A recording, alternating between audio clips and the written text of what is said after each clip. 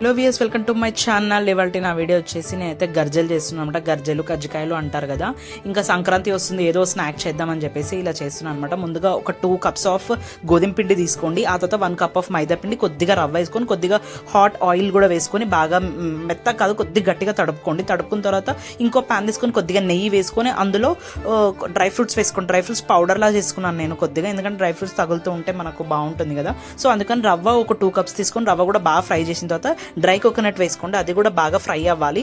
ఇంకా ఈ చక్కెరలోనే ఇలాచీ వేసి కొద్దిగా గ్రైండ్ చేయండి, మరి మెత్త కాకుండా నార్మల్గా గ్రైండ్ చేసి ఇది చల్లగైన తర్వాత ఈ చక్కెర పౌడర్ అనేది అందులో యాడ్ చేసేసుకోవాలని పక్కన పెట్టేసుకోవాలన్నమాట కూల్ అవ్వడానికి.